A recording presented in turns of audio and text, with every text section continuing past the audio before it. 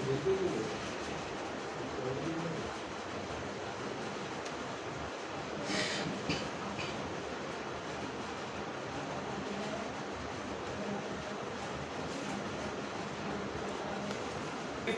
Known for the millets only. आप अगर यहाँ पर देखोगे मार्केट में जाओगे यू विल फाइंड जवार, बाजरा, मक्का, okay, different types of millets you will gate.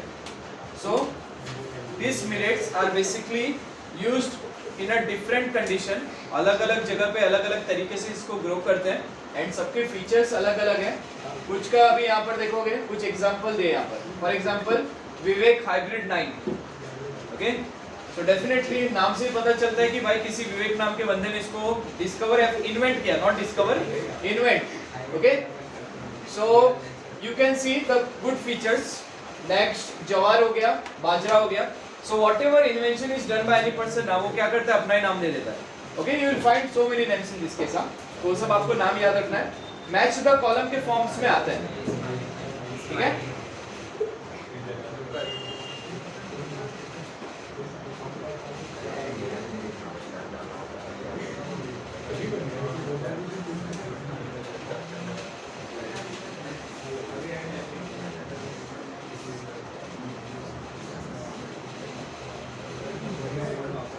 Yes. So plant breeding for disease resistance.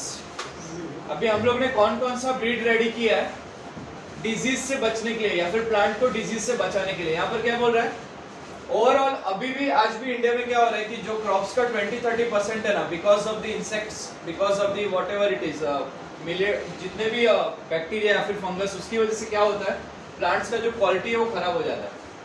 यहाँ पर इतना लॉस आज भी हम लोग को हो रहा है। So for that purpose farmers ने क्या किया, इजी वे को आइडेंटिफाई किया। वो लोग क्या कर देते हैं, फंगिसाइड्स डाल देते हैं, इंसेक्टिसाइड डाल देते हैं।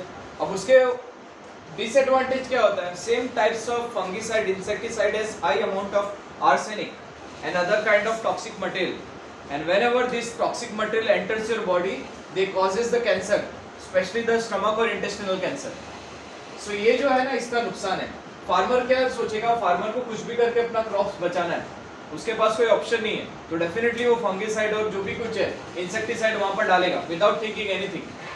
वो कभी खुद की फसल नहीं खाएगा, यहाँ पर क्या करेगा, मार्केट में सेल कर देगा, और वही सेम थिंग जब हम लोग खाएंगे उसकी वजह से बहुत सारे इशू हम लोग को फेस करने पड़ते हैं। सो this is a serious concern in India. यहाँ पर हम लोग को क्या करना है, हमें कुछ ऐसे प्लांट्स डेवलप करने हैं जो एक्चुअली डिजीज रेजिस्टेंस हो। अभी उससे पहले we have to talk about what types of plant disease are there. Fungal में बात करेंगे तो रस्ट, ब्राउन रस्ट आपको यहाँ पर दिखाई दे रहा रहेगा कि brown rust is there. Wheat का जो प्लांट रहता है उसमें अगर आप देखोगे यहाँ पर आपको ब्राउन रस्ट दिखाई दे रहा है, ठीक है। Red dot in a sugar cane, then late blights of potato. So this is a late blights of potato. Potato क्या हो जाता है, खराब हो जाता है, ठीक है। These are considered as a fungal disease. Next bacterial disease में आपका आएगा crucifers. Crucifers means cabbage, cauliflower, these are considered as a crucifers. यहाँ पर भी इसमें बहुत सारे इन्फेक्शन होते हैं। ब्लैक डॉट्स आपको यहाँ पर प्रॉपर्ली इसमें नहीं दिख रहे हैं, but there are black dots are there, okay. Now viral disease, so tobacco mosaic virus. So it doesn't mean कि वो टोबैको के प्लांट में ये डिजीज कॉज करता है।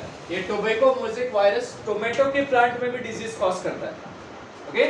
सो यहाँ पर आप देख सकते हो। Then turnip mosaic virus, again black dots. So these things are not, you can say, eatable. आप इसको खा नहीं सकते because already these things are infected. But farmer क्या करेगा, जो क्रॉप खराब हो गया तो वो तो ठीक है, अलग बात है, बट जो क्रॉप बचाने के लिए वो मैक्सिमम टाइम क्या करता है, फंगिसाइड्स और इंसेक्टिसाइड ये सब चीजें डालता है। क्वेश्चन होता है कि हम लोग कैसे अपने प्लांट ब्रीडिंग को बचाए without using, you can say, fungicide and insecticide. So the best method is breeding.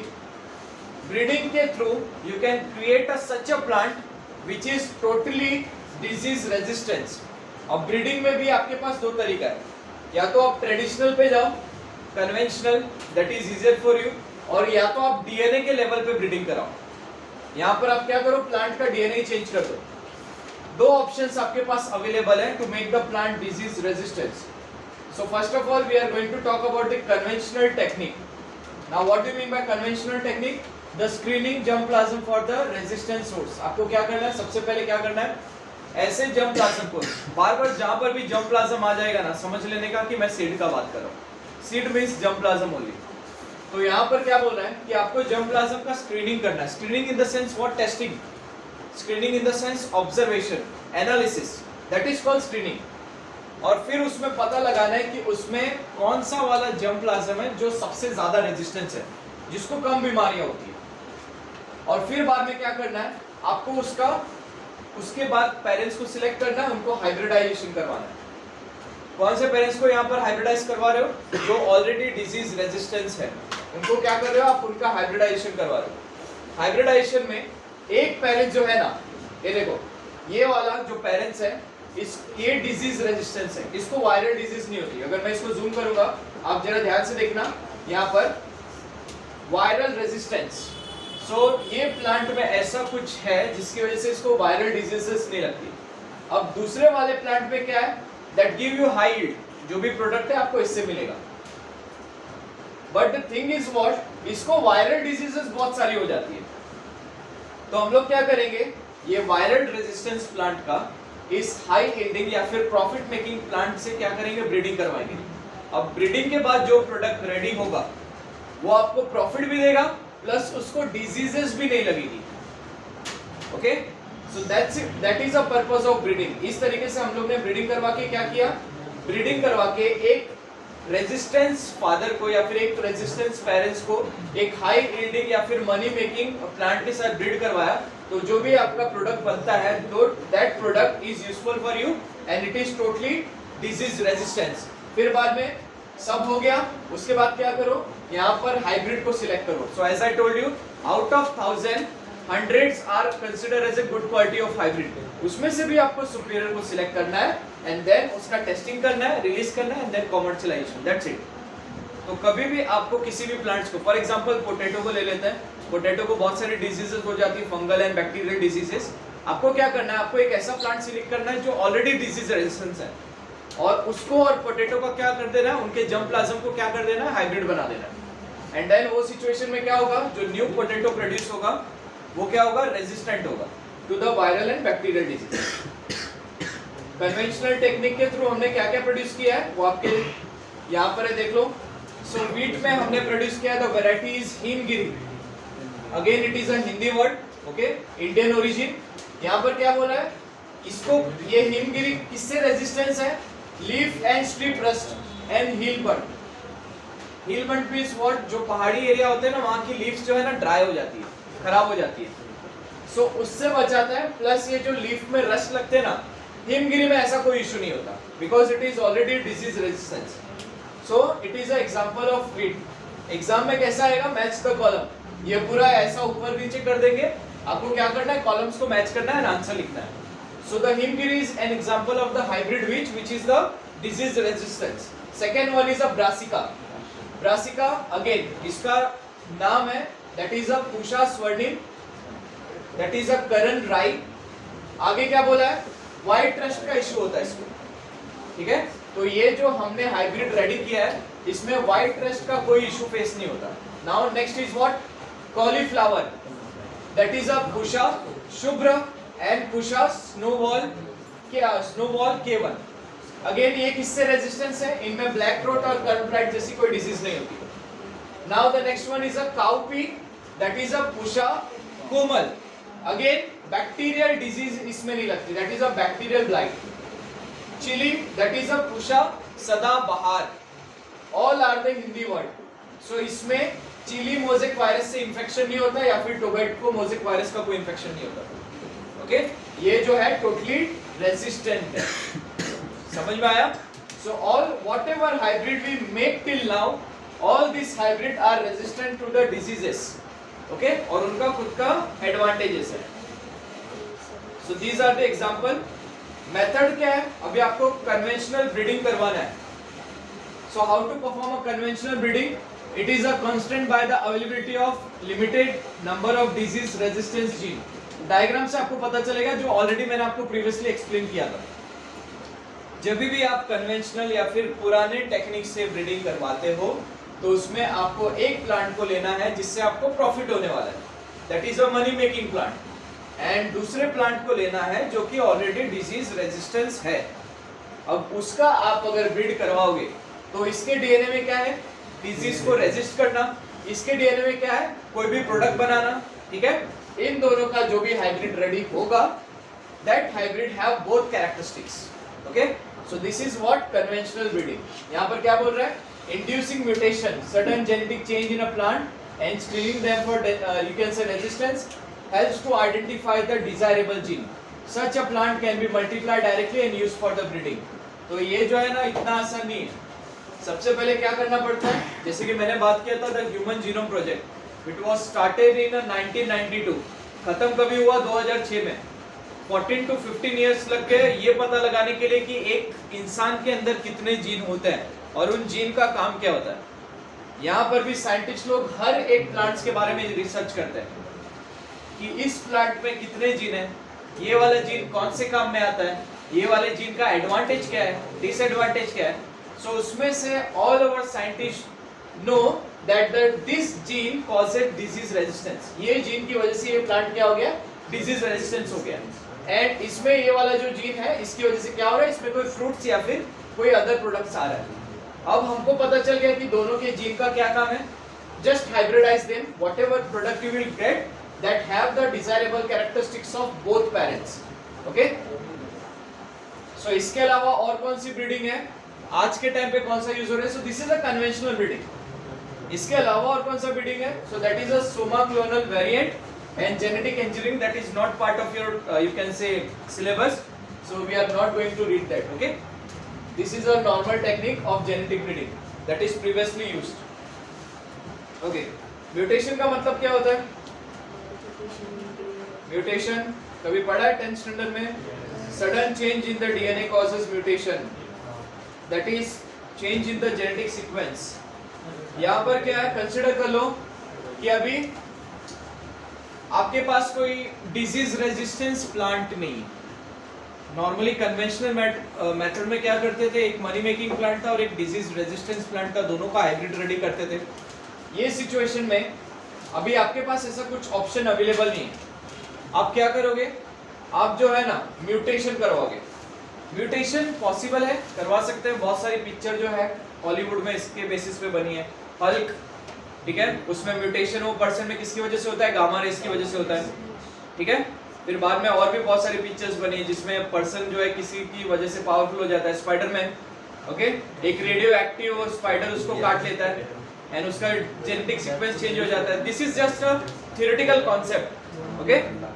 यहाँ पर भी अगर आपको म्यूटेशन करवाना है, सो यहाँ पर क्या करोगे आप, या तो उसको रेडिएशन सप्लाई करोगे। What do you mean bye radiation, light, but not a visible light, that is totally different light, that is a gamma ray, ठीक है। वही रे, मतलब वो पिक्चर में, हल्की पिक्चर में गामा रेस की वजह से वो इतना पावरफुल बन गया था।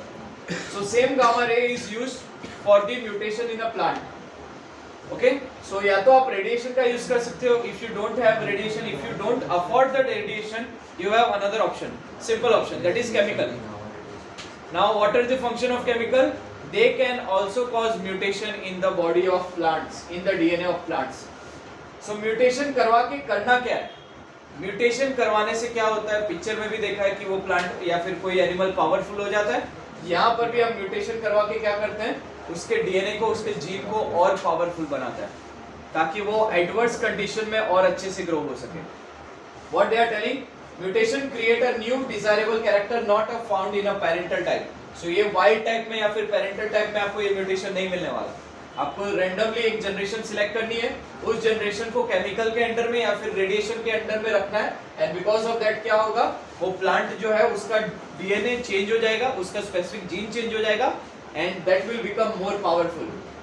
अब mutation हो गया, plants हो गया, वो plant ready हो गया, mutated plant ready हो गया, उसका क्या करो, फिर मेटिंग करवाते रहो, सेल्फ पॉलिनेशन कराते रहो, उसका पॉपुलेशन बढ़ाते रहो, उसके बाद टेस्टिंग के लिए भेजो, हमने म्यूटेशन करवाया, ये सब करवाया, आइदर इट इज सेफ और नॉट, एंड देन टेस्टिंग में अगर पास हो गया, commercialise it, that's it. So this is another technique for the, you can say, plant breeding to make resistance. हमने क्या म्यूटेशन आज तक करवाया है, एग्जाम्पल आपके सामने है, moong bean, that is mutated plant, initially moong bean को इससे बहुत प्रॉब्लम होती थी येलो मोजेक वायरस की वजह से. Okay, nowadays the actual cost of moong is so much greater than the rice and wheat. Market में जाओगे तो cost of moong is 120 rupees KG. Okay, more than that. But rice जो है आपको 40-50 rupees में मिल जाएगा, गुड क्वालिटी राइस. सो इतना महंगा क्यों है? Because two reasons are there. अगर आपको मूंग को ग्रो करना है तो एटलीस्ट यू रिक्वायर्ड 1.5 ईयर मूंग को ग्रो करने के लिए. राइस जो है 8 से 9 या फिर 6 महीने में भी ग्रो हो जाता है. तो एक ये रीजन है. दूसरा रीजन क्या है कि मूंग को जो है ना डिजीजेस बहुत सारी लगती है. यहाँ पर हमने क्या किया है, म्यूटेशन की मदद से जो मूंग का बीन है उसको क्या किया है, वायरस रेजिस्टेंस बना दिया है. ओके, अब वो मूंग के बीन में जो है ना येलो मोजेक वायरस से कोई प्रॉब्लम नहीं होगी. Second disease that is an powdery mildew were introduced by the mutation. ये पाउडरी माइल्ड्यू क्या है? That is a part of CBSE. एक बार देखना पड़ेगा. But moong bean it is there I think in your textbook. आगे mutation breeding क्या होता है? डेफिनेशन वही है, सेम थिंग इज देयर. यहाँ से लेके यहाँ तक डेफिनेशन है. You are exposing to the radiation chemicals so that you will get the desirable character that is called mutation. ठीक है, और क्या है इसमें, कुछ है क्या? We will discuss. हाँ ये देखो, ये वाला देख लो. और भी रेडी किया है भिंडी. Yes, resistance to again yellow mosaic virus. तो वो भिंडी का नाम क्या रख दिया? जो म्यूटेटेड है उसका नाम हमने रख दिया परभनी क्रांति. Okay, that is you can से ब्रीड ऑफ भिंडी. ओके, येलो मोजेक वायरस से रेजिस्टेंस है. समझ में आया? Okay,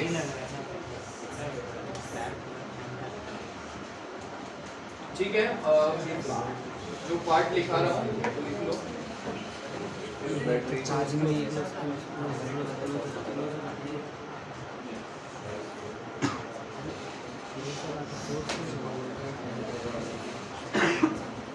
this part I will send you. Okay, ये वाला पार्ट आपको मैं सेंड कर दूंगा. कन्वेंशनल ब्रीडिंग टेक्निक्स को आप इधर लिख लो. Techniques, method of conventional breeding. Write it down everyone. 10 minutes still there. So उसके बाद आप लीव कर देंगे. Leave the space. हाँ, आप चाहिए तो कंटिन्यूएशन में भी कर सकते हो, इट्स फाइन. इसको कंटिन्यूएशन में लिखो, मैं आपको पार्ट भेजूंगा. Don't worry. नहीं, ऊपर नीचे नहीं होगा, डोंट वरी. ठीक है, वो एग्जांपल्स बाद में लिखोगे ना, चलेगा. वैसे भी हमेशा एग्जांपल बाद में लिखते हैं.